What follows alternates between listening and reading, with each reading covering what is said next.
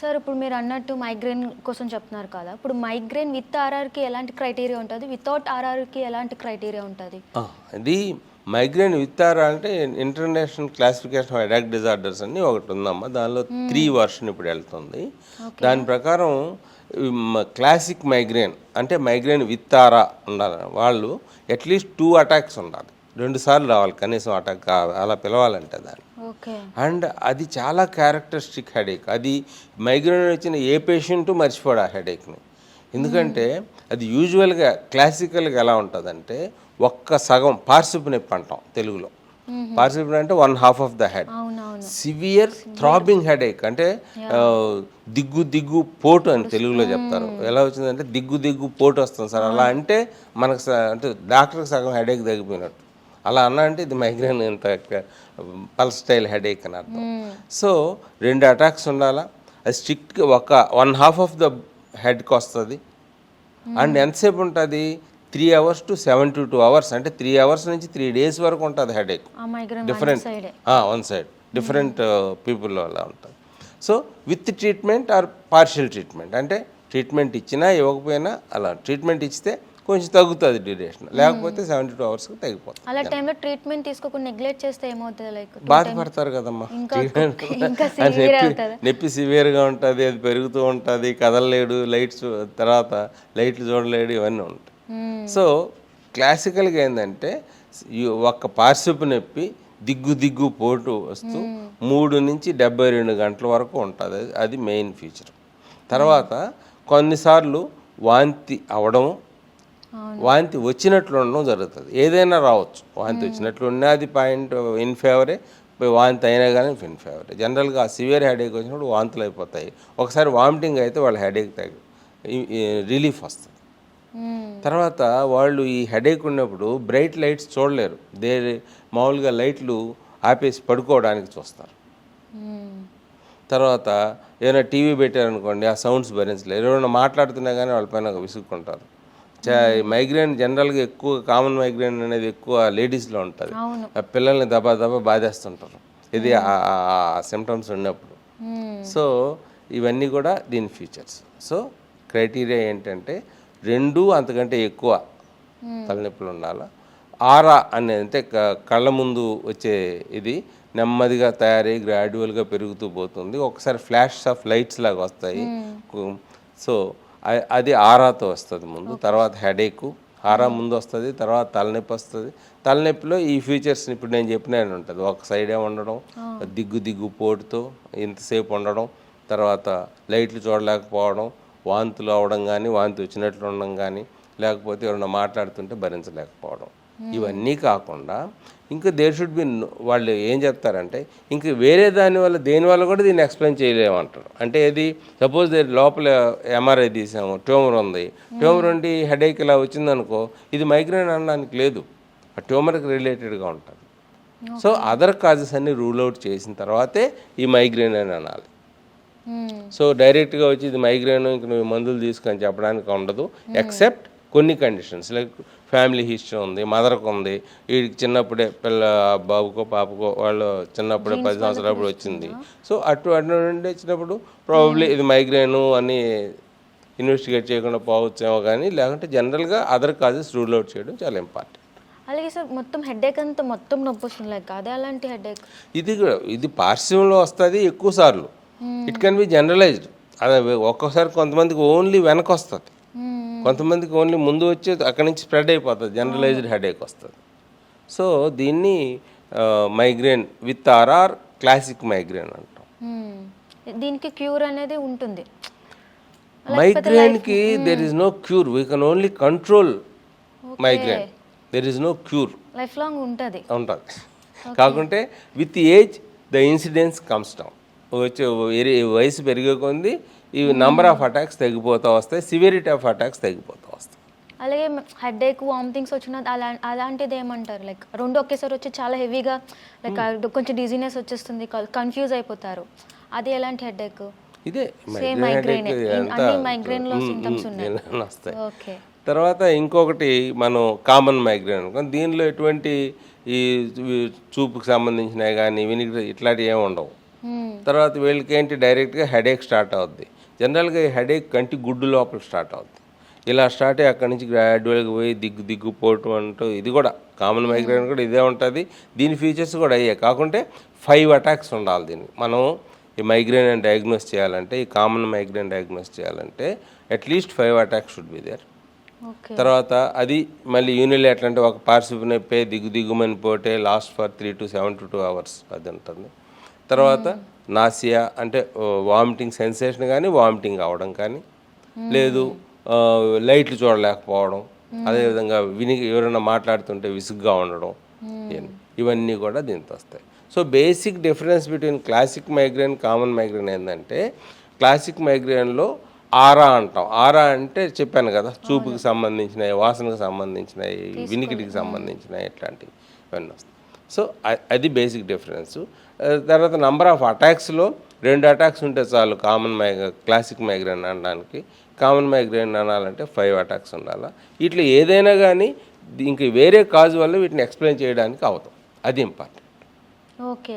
ఇవి మెడికేషన్ కూడా తీసుకుంటారు. దీనికి ఏమైనా లైక్ హోమ్ రెమెడీస్ లైక్ ఇంట్లో వాళ్ళు వెంటనే ఏమైనా కొంచెం పడుకోవడానికి ఇబ్బంది పడుతూ ఉంటారు మైగ్రేన్ టైంలో. వీటికి కొన్ని ట్రిగ్గర్స్ ఉంటాయి. మీరు అడిగింది అంటున్నారు, ట్రిగ్గర్స్ అంటాం అనమాట. ఆ ట్రిగ్గర్స్ ఉంటే వాళ్ళకి ఈ హెడేక్ వచ్చేస్తుంది. కొంతమందికి సన్లైట్లోకి వెళ్తే సివియర్ హెడేక్ వస్తుంది, అంటే మైగ్రేన్ వచ్చేస్తుంది. చాలామంది అంటే ఎవరైనా మీ ఫ్రెండ్స్ ఉన్నా ఎవరైనా సఫర్ అవుతుంటే డెఫినెట్గా మీకు చెప్పుకుంటారు. సో ఎండలోకి వెళ్తే తలనొప్పి వస్తుంది మనకి. సో ఈ తలనొప్పి ఎండ వల్ల వస్తుంది కాబట్టి ఎండను అవాయిడ్ చేయాలి. ఎండను ఎలా అవాయిడ్ చేయగలం? మనం ఉండేది ఎండ అయిపోయాం మనం. కాబట్టి లేడీస్ అనుకోండి, వాళ్ళ బ్యాగులో ఏమాత్రం గొడుగు పెట్టుకోగలరు.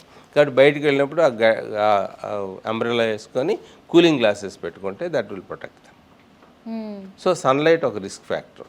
మేల్స్ అయినా ఫిమేల్స్ అయినా ఎవరైనా ఈ గ్లాసులు పెట్టుకోవడం.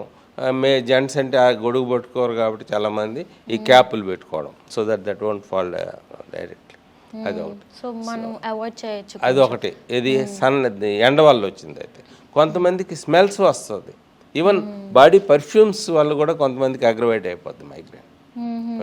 కొంతమందికి వేరే తాళింపు వాసనలు వచ్చినా అగ్రవేట్ అయిపోతుంది. సో ఇవి అగ్రవేటింగ్ ఫ్యాక్టర్స్. ఇవి కాకుండా నట్స్ అంటే బాదం, పిస్తా ఇటువంటి ఉన్నాయి కదా, వాటి వల్ల కొంతమందికి ఎక్కువ కొంతమందికి. అదేవిధంగా చాక్లెట్స్తో చాలామందికి హెడేక్ అగ్రవేట్ అయ్యే అవకాశం ఉంది. అదేవిధంగా ఈ Chinese Manchurian type of masala, దానివల్ల కూడా ఈ హెడేక్ వచ్చే అవకాశం ఉంది. ఐస్ క్రీమ్స్, కోల్డ్ వాటర్, ఇలా అట్లని చెప్పి మైగ్రేన్ ఉన్నవాడికి ఇవన్నీ తినొద్దు తాగొద్దు అని చెప్పక్కర్లేదు. దేంతో అగ్రవేట్ అవుతుందో ఆ పర్టికులర్ ప్రోడక్ట్ని మనం ఆపాలి. లైఫ్ స్టైల్ మార్చుకోవాలని చెప్తున్నారు. అంతేగాని ఎలాంటి లైఫ్ స్టైల్స్ ఈ ఫుడ్ విషయంలోనే లైక్ మన పర్సనాలిటీ లైక్ మెంటాలిటీ కూడా మార్చుకున్నారు అవాయిడ్ చేయడానికి. అది ఏంటంటే మెంటాలిటీ అంటే బేసిక్గా వీటన్నిటికీ ఒక disciplined way of health management ఉండాలి. లైక్ మార్నింగ్ లేచిన తర్వాత గుడ్ ఎక్సర్సైజ్, ఓకే. తర్వాత వీటన్నిటికీ మెయిన్గా ఈ ప్రాణాయామం, మన ఓల్డ్ ఏజ్ రెమెడీస్ ఉన్నాయి కదా, యోగా, ప్రాణాయామం, meditation, they will help a long way for all the migraine patients. అది చాలా అవసరం. అవి రెగ్యులర్ ఎక్సర్సైజ్ చేయడం కానివ్వండి, తర్వాత ఈ యోగా, బ్రీతింగ్ ఎక్సర్సైజెస్, మెడిటేషను చాలా పనిచేస్తాయి. ఎక్సర్సైజ్ చేయడం వల్ల హెడేక్కి కొంచెం బెనిఫిట్ ఉంటుంది. డెఫినెట్గా ఉంటుంది. అలాగే ఆల్కహాల్ స్మోకింగ్ చేసే వాళ్ళకి లైక్ కొంతమందికి ఆల్కహాల్ అగ్రవేట్ చేస్తుంది. ఇప్పుడు కొంతమందికి ఆల్కహాల్ తీసుకుంటే హ్యాంగ్ ఓవర్ అని వాళ్ళకి తాగితే ఉదయంకి తలనొప్పుతూ ఉంటారు. ఇవి మైగ్రేన్ వాళ్ళు తీసుకున్నారు అనుకోండి, కొంతమంది కొంచెం ఒక పెగ్ తీసుకుంటేనే వాళ్ళకి హెడేక్ వచ్చేస్తుంది. అవును. సో ఒక రకంగా వాళ్ళని ప్రొటెక్ట్ చేస్తుంది. ఎందుకంటే ఎవరు ఎక్కువ తాగొద్దురా, తాగేవంటే తలనొప్పి వస్తుంది. He will confine himself to small doses of alcohol. స్ట్రెస్లో ఉన్నప్పుడు లైక్ స్మోకింగ్ చేస్తారు, అదంత వరకు లైక్ దీనికి ఎఫెక్ట్ అవుతుంది కదా ఖచ్చితంగా. ఏదైనా లైఫ్ స్టైల్లో కొంచెం తేడాలు వస్తే వచ్చే అవకాశం అయితే ఉంటుంది. కానీ స్మోకింగ్ పర్సీ ఈ హెడేక్, మైగ్రేన్ అగ్రవేట్ చేయడం అంటే ఆ స్మెల్స్ పడకపోవడం వల్ల కొంతమందికి రావచ్చు తప్పితే స్మోకింగ్కి డైరెక్ట్ రిలేషన్ అనేవి లేదు. అలాగే జలుబు వచ్చే టైంలో లైక్ జలుబు ఒక ప్రాబ్లం అంటే దాంతోపాటు హెడేక్ వస్తుంది. అది సైనసైటిస్ అంటాం అమ్మ. అది మామూలుగా సెకండరీ కాజ్ ఆఫ్ హెడేక్ అని ఇందాక అన్నాను నేను. ఇక్కడ బోన్లో గాలి గదులు ఉంటాయి. తెలుగులో చెప్పాలంటే సైనసెస్ అంటాం ఇంగ్లీష్లో. ఈ బోన్ మధ్యలో గాలి గదులు ఉంటాయి అన్నమాట. ఓకే. సో జలుబు చేసినప్పుడు దానిలో అంతా మ్యూకస్ ఉంటుంది, ఇన్ఫెక్ట్ అయినప్పుడు ఈ తలనొప్పి అది వస్తూ ఉంటుంది, సైనసైటిస్ వల్ల వచ్చే హెడేక్. ఓకే. సో దానివల్ల ఆ జలుబు ఒక పది అంటే విపరీతమైన తలనొప్పి, దానివల్ల నిద్ర పడదు, జ్వరం వస్తుంది, అది అసలు క్యూర్ అది కూడా అవ్వదు ఇన్ఫెక్షన్ ఒక్కొక్కసారి. కదమ్మా, సైనసైటిస్ అంటే అది ఇన్ఫెక్షన్. సో సైనసైటిస్ డయాగ్నోస్ చేసి దానికి యాంటీబయాటిక్స్ పెట్టుకోవాల్సిన అవసరం ఉంటుంది. అందులో కూడా యాంటీబయాటిక్స్ ఉండాలి, దానిలో వాడాలి కదా. మైగ్రేన్కి యాంటీబయాటిక్స్ పనికిరావు, సైనసైటిస్ ఇన్ఫెక్షన్ కాబట్టి దానికి పనికి వస్తాయి. అలాగే క్లస్టర్ హెడ్ కోసం చెప్పండి. ఓకే, క్లస్టర్ హెడేక్ అంటే ఇది కూడా ఒక type of primary headache. Primary హెడేక్స్లో ఒక రకం మైగ్రేన్ విత్ వితౌటారా, ఇంకో రకం వచ్చేసి క్లస్టర్ హెడేక్స్. క్లస్టర్ అంటే ఏంటి, గుత్తులు. సో వీళ్ళకి అటాక్స్ దగ్గర కొన్ని రోజులు ఒక నెల దాకా వస్తాయి, ప్రతిరోజు వస్తే ఒక నెల వస్తాయి, రోజుకి ఒకసారి రావచ్చు, లేదా రోజుకి 8 సార్లు రావచ్చు. అవి వచ్చింది కొన్ని రోజులు లేకపోతే ఒక నెల అలా కంటిన్యూస్గా వస్తాయి. అది చాలా సివియర్ హెడేక్. దీనిలో ఏంటంటే క్లస్టర్ హెడేక్ అనేది జెంట్స్లో మోర్ కామన్, మగవాళ్ళలో ఎక్కువ వస్తుంది. ఈ మైగ్రేన్ అనేది లేడీస్లో ఎక్కువ, ఇదేమో జెంట్స్లో ఎక్కువ. అండ్ క్లస్టర్ హెడేక్ సివియర్గా ఉంటుంది. దీనిలో దిగ్గు పోటు ఉండదు, అలా పల్స్టైల్ హెడేక్ ఉండదు. సివియర్ హెడేక్ వస్తుంది బట్ నో పల్స్టైల్ నేచర్. అంటే ఆ టైంలో అలా ఎలా ఫీల్ అవుతారు, లైక్ సివియర్ పెయిన్ అంతే, హెడేక్. సార్లు వస్తుంటే ఎలా సార్లు అవుతున్నారు? అందుకని some people they commit suicide, okay, అంత హెడేక్ వచ్చినప్పుడు. సో సివియర్ అన్బేరబుల్ హెడేక్ అది వచ్చినప్పుడు ఏమవుద్దంటే, ఏ సైడ్ అయితే హెడేక్ వస్తుందో ఆ సైడు కన్ను ఎర్రగా అయిపోతుంది, నోస్ బ్లాక్ అయిపోతుంది, అటనామిక్ ఫీచర్స్ అంటాం, అవి వస్తాయి. సో అది డయాగ్నోస్ చేయడానికి అవి ఒక హెల్ప్ఫుల్ పారామీటర్స్ మాకు. అదిగాక ఇది ఈ తలనొప్పి ఎక్కువ రాత్రులు వస్తుంది. Cluster headache comes mostly in the night, day time రాదని కాదు, రావచ్చు mostly. And it comes an a particular time of the day. అంటే వాళ్ళు ఏం చెప్తారంటే పేషెంట్ అది లే అని లేపుతుంది అనమాట తలనొప్పి వచ్చి. అలాగే నిద్రలో మామూలు మైగ్రేన్ అయితే తలనొప్పి నిద్రపోతే తగ్గిపోతుంది. ఈ క్లస్టర్ హెడేక్ పడుకుంటే నిద్రలో వస్తుంది హెడేక్. అయ్యో, అది దీని తమాషా. కాబట్టి ఇది స్ట్రిక్ట్గా ఒక సైడే ఉంటుంది. అంటే రైట్ సైడ్ వచ్చింది అనుకో రైట్ సైడ్ వస్తుంది, ఇంకోసారి వస్తే లెఫ్ట్ సైడ్ వస్తుంది, కానీ లెఫ్ట్ సైడ్గా ఉంటుంది.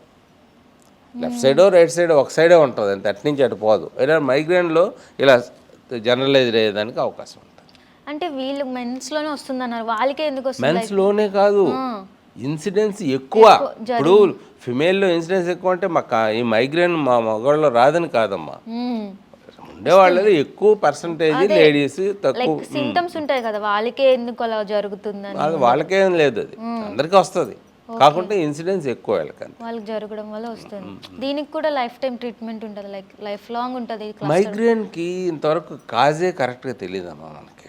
So we can only know the mechanism. ఇక్కడ వచ్చేసి కొంచెం nerves which supplies blood vessels, వాటి వల్ల డిస్రెగ్యులేషన్ వల్ల ఈ హెడేక్స్ వస్తుంటాయి. ఈ డిస్రెగ్యులేషన్ ఎందుకు వస్తుంది అనేది క్లియర్గా ఇంకా లేదు. అది తెలిస్తే మనం పాయింటెడ్గా ట్రీట్మెంట్ వస్తుంది. ఇప్పుడు మనకేంటంటే పెయిన్ తగ్గించడానికి మందులు, రాకుండా చేసుకోవడానికి మందులు, అంతేగాని కంప్లీట్ క్యూర్ ఇన్ని రోజులు వేసుకుంటే ఈ హెడేక్ని క్యూర్ అయిపోద్ది అని అయితే లేదు ప్రస్తుతానికి. కొంతమందికి కలగదలు రాస్తారు కదా, అది కొంచెం అది మైగ్రేన్కి సంబంధం లేదు. రిఫ్రాక్టివ్ ఎర్రర్ వల్ల నేను చెప్పాను కదా, తల చుట్టూ ఏదైనా కానీ తలనొప్పి కాల్చేస్తుంది. కంటి చూపులో దోషం వచ్చినా కానీ తలనొప్పి వస్తుంది. రోజు తలనొప్పి వస్తుంటే ఫస్ట్ మేము కళ్ళు టెస్ట్ చేయించుకోరా అని చెప్తాం. ఓకే, నేనేమనుకున్నదంటే అది పెట్టుకుంటే కొంచెం తలనొప్పి తగ్గుతుందేమో అనుకున్నాను. Okay sir.